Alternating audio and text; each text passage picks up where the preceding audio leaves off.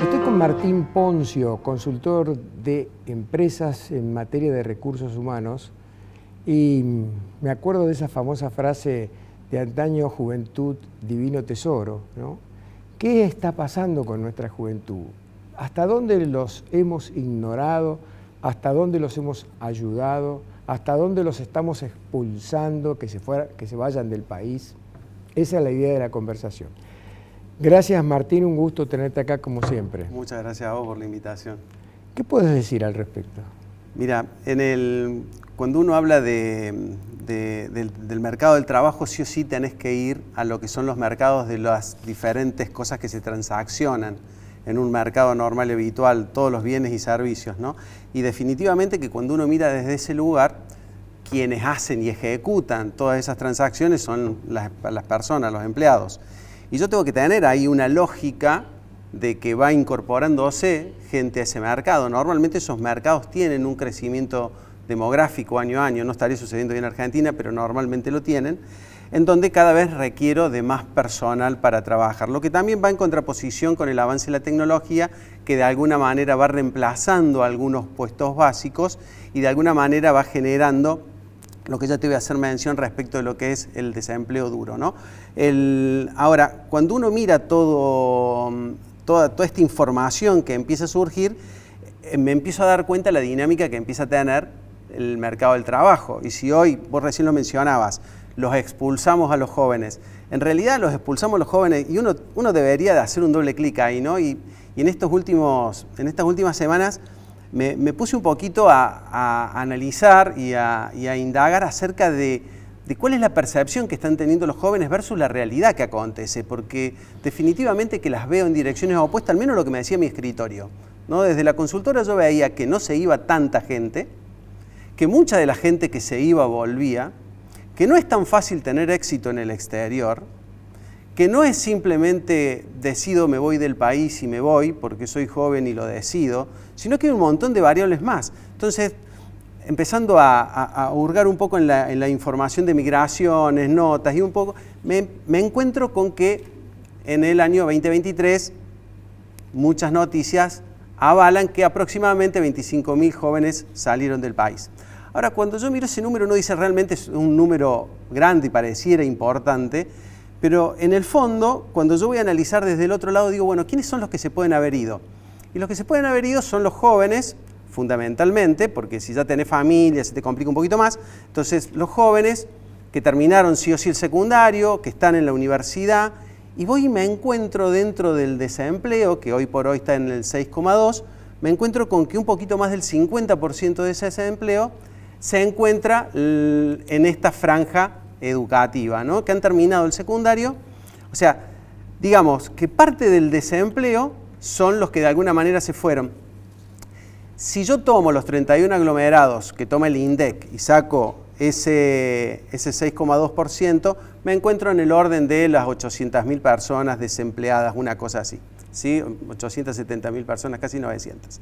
Ahora, si yo a eso lo divido por estos porcentajes, me encuentro con que dentro de ese grupo que está ahí, yo estoy teniendo más o menos unas 320.000 personas, de las cuales 25.000 habíamos dicho que son las que se habían ido. 25.000 sobre 325. Eso me da aproximadamente el 8%. Es decir, se está yendo el 8% de los cuales, no lo tenemos seguro, pero sí lo entendemos que mucho de ese 8% vuelve, pero sí estoy absolutamente seguro de que hay un 92% que se queda. ¿Qué hago con el 92% que se queda? ¿Por qué? Porque cuando uno va a una universidad y habla con los jóvenes, te encontrás con que esto es vox populi, te encontrás con que no, yo me quiero ir del país, yo quiero tener oportunidades, acá no hay oportunidades para trabajar, acá no se puede crecer, acá no se puede estudiar, acá uno no puede ser un verdadero profesional, te derrumban el proyecto local y eso es lo que ellos conversan. Ahora, el 92% no se puede ir. ¿Qué queda en ellos, en ese 92%, qué queda como sensación, como frustración de no haber podido ser parte de los que se van porque no han tenido recursos para hacerlo, no han tenido, insisto, no es tan fácil irse del país, hacen falta varias condiciones para que esto pase, y esas personas que se quedan, ¿qué hacemos? Por el otro lado, yo tengo la inconsistencia con las búsquedas que tienen las empresas. Y sin embargo, estas personas, de alguna manera, no están preparadas, ni se están queriendo preparar porque no creen en el sistema. Ahora, estudian, se reciben y ¿qué? Entonces empiezo a ver que ese 92% carece de toda gestión por parte de alguien. Porque alguien se tiene que hacer cargo de esa historia. O sea, el Estado nos tiene que dar seguridad, nos tiene que dar salud, nos tiene que dar educación y nos tiene que dar trabajo. Esto de alguna manera se conformaría como 4 pilares para un Estado responsable, podríamos decirlo así. Si el Estado tuviera que ser el canal para que nuestros jóvenes se desarrollen y realmente encuentren un trabajo en el cual se enamoren y puedan crecer, la cosa definitivamente sería distinta. Ahora, recién en la nota hace un ratito con el contador Tagle, nos encontrábamos que decíamos que había que cambiar algunos planes, ¿no? Dejar de decir planes subsidios, sino de decir planes de desempleo, pero un plan de desempleo real por un Estado que actúa sobre el desempleo, no es que vos podés estar desempleado, que es una circunstancia de la vida. Vos estás desempleado, pero en tu desempleo tenés una responsabilidad. Vos tenés que hacer cosas en tu desempleo. Vos no podés vivir de la nada misma. Si no, destruyo cultura. La cultura de crecer, de aprender, de desarrollarme, de hacer de que mi vida valga la pena, de entender mi dignidad como una cosa primaria del ser humano. Me vas destruyendo cosas a partir que me permitís quedarme en mi casa sin hacer absolutamente nada y recibiendo una dádiva que no me alcanza absolutamente para nada, pero también cuando salgo al mercado me empiezo a encontrar de que todo es muchísimo más difícil que en aquel entonces cuando pretendí salir. Entonces, las barras de empleabilidad van subiendo, las empresas exigen más y nadie se ocupa de estos jóvenes que necesitan tener nuevas oportunidades. Si bien tengo muy buenos programas, Primer Paso, el Pila, vos fíjate cómo ha ido transformándose, ¿no? Inicialmente nacieron muy bien y después se empezaron a transformar. ¿Qué quiero decir? Por un lado, no es equitativo, no es para todos. No existen planes que no sean para todos. Si vamos a hacer un plan de trabajo, todos merecemos trabajar, todos merecemos el plan. Si no, pasa a ser una suerte de sorteo. Vamos a ganar alguna lotería, digamos. En segundo lugar, antes se hacía cargo 100% el Estado y año a año empezó a combinar con un aporte de la empresa privada. La empresa privada da muchos recursos, pone a disposición muchísimos recursos para que esa persona aprenda. Quien se tiene que hacer cargo, definitivamente que es el Estado, no la empresa. La empresa ya pone su parte. Si no, es una sociedad rara, es una sociedad donde no estamos compartiendo las cargas, ¿no? En donde yo te obligo, donde yo te pongo ciertas reglas a las cuales tenés que acceder, porque si no te vas a quedar sin empleados vos. Pero en definitiva, ¿cómo debería de ser el movimiento normal?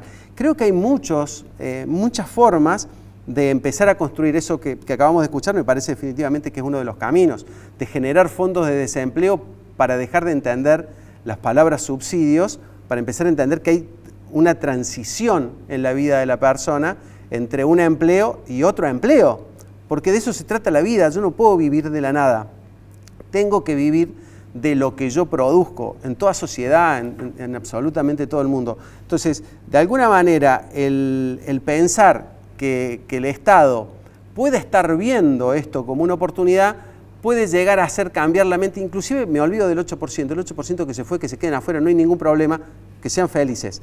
Pero del 92% que se quedan de jóvenes, a esos sí los tenemos que atender. A esos sí los tenemos que capacitar, los tenemos que formar en lo que cada uno se vaya identificando de acuerdo a los talentos que considere que tiene y que puede desarrollar. Pero es el Estado el que tiene que poner un pie firme, un pie ancho y generar verdaderamente un cambio que trascienda a la vida de las personas. Claro, pero ahí está el problema, que tenemos un Estado presente para recaudar y un Estado ausente para brindar los servicios que debería dar con esa recaudación, entre ellos la educación. El Estado ahí ha estado totalmente, me parece a mí, vos me corregís, total y absolutamente ausente. Y es peor todavía porque disfraza las realidades cuando decimos tenemos un 6.2% de desocupación, como dijiste vos recién, pero no tenemos en cuenta que ese Estado depredador tomó 1.200.000 empleados públicos en los últimos 3 años y medio de gestión. Entonces, si no hubiera ese número de 6,2, hubiera variado muchísimo. ¿Te das cuenta?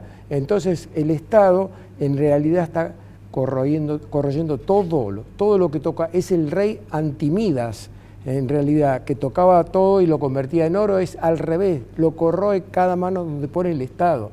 Entonces, un Estado traidor que nos está sacando plata y que encima la distribuye en gastos de política, en corrupción y en un montón de cosas, no podemos esperar nada de este Estado. Ese es el gran problema. Y eso que vos dijiste, el Estado tiene que ocuparse de la educación, la salud, la seguridad y el trabajo, esos 4 pilares. Fíjate vos cómo está hoy la educación, cómo está la salud, cómo está la seguridad, cómo está la justicia.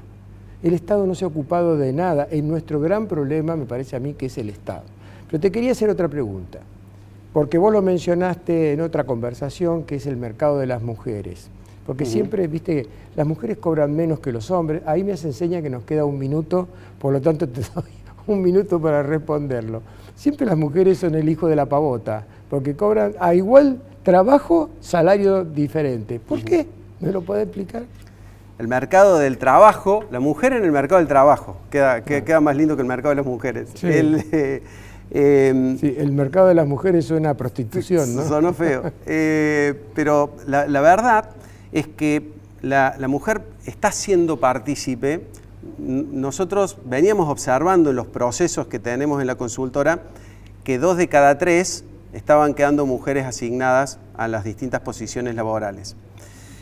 Cuando empezamos a llevar esto un poquito más y ahora nos empezamos a apoyar un poco más en la formalidad del INDEC, nos empezamos a encontrar con que el desempleo de la mujer cae muchísimo más fuerte que el desempleo del hombre.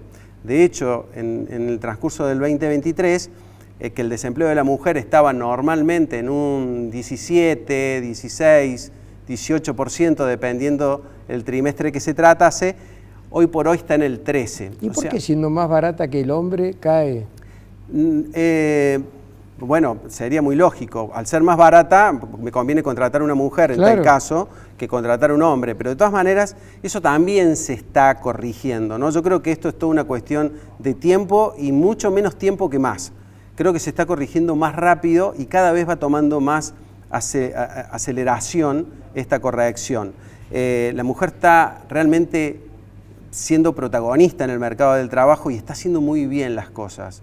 Se está preparando profesionalmente muy bien y está llegando a niveles jerárquicos paso a paso un poquito más. Si hablamos de niveles gerenciales y directivos, todavía tenemos un paso por dar en cuestión de género, pero me parece que a nivel de operación, a nivel de mandos medios, ya tenemos una gran sorpresa. Estamos exactamente en los mismos niveles de desempleo que los hombres. Los hombres también en la franja que va de 14 a 29, como lo mide el INDEC, ambos están en el 13%, cosa que históricamente no sucedió nunca. Está bien.